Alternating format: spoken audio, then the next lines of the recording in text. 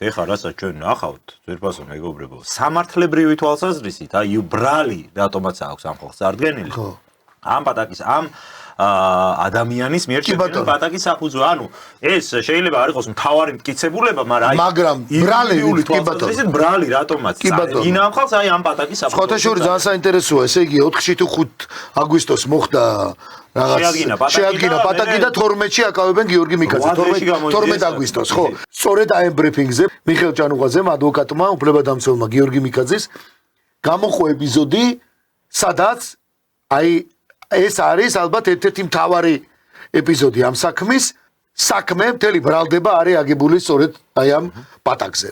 რომიკო გოგიაშვილის გამომძიებელ რომიკო გოგიაშვილის პატაკზე. ვნახოთ ახლა ეს მონაკვეთი, რომელიც იმ ბრიფინგზე აი სადაც იყო შეხვედრა, საინფორმაციო შეხვედრა დაცვის მხარეს ადვოკატებთან, გამოყო ადვოკატმა მიხეილ ჭანუღაძემ.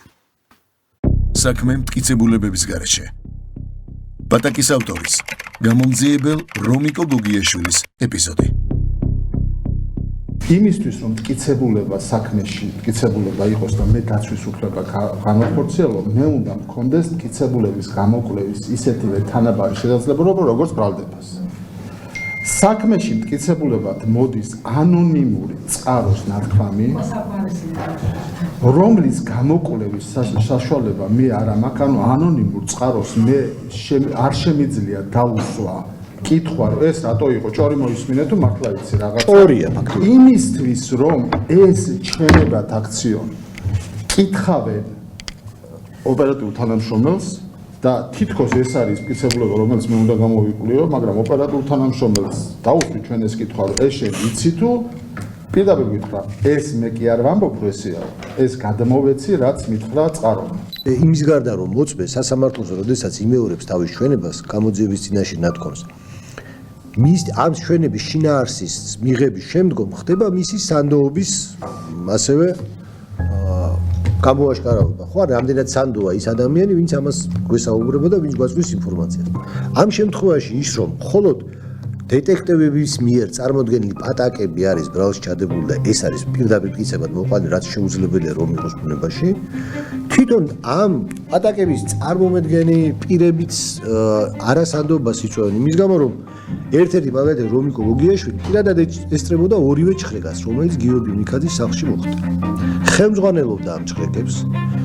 მეორე ჩხრეკის დროს ჩვენ ამ ყარების ღუმლზე შევხვდით ერთმანეთს და გთხოვე რომ თვითონ უკან დაეხია და მოსულიყო გამომძიებელი, ანუ ის ფიგურა, ვინც წესით ატარებს ჩხრეკას, ვინც ადგენს ოლქს.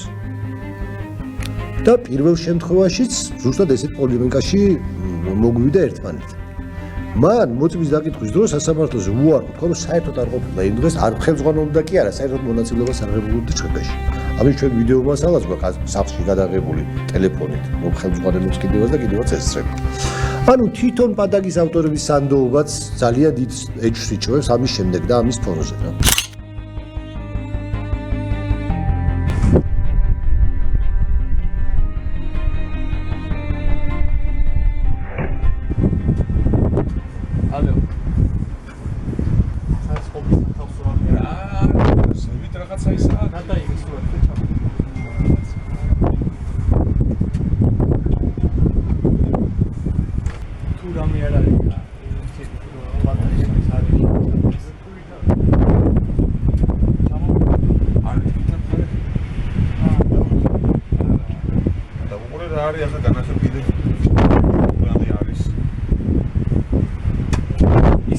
რომ კლიენტი ზოგადად სულ გამოდის რა ვერანაირად.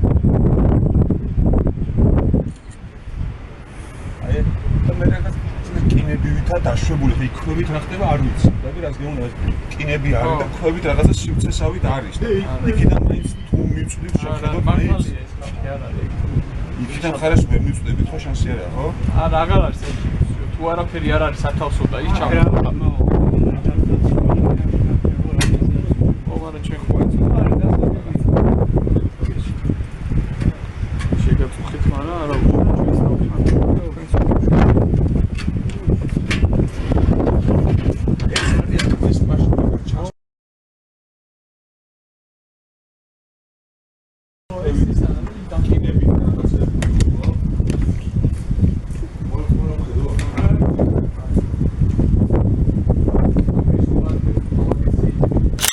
შეგახსენებთ, რომ გამომძიებელმა რომიკო გოგიაშვილმა სასამართლო პროცესზე უარყო, რომ ესწრებოდა გიორგი მიქაძის სახლის ჩხრეკას.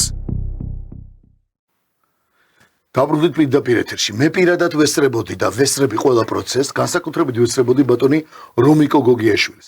პროკურატურის ერთ-ერთი მთავარი მოწმე, რომლის პატაკის საფუძველზეც რომიკო გოგიაშვილმა დაწერა 4 აგვისტოს პატაკი და ზუსტად 9 დღის შემდეგ 12 აგვისტოს თუ არ ვწდები, დიახ 12 აგვისტოს დააკავეს გიორგი მიქაძე.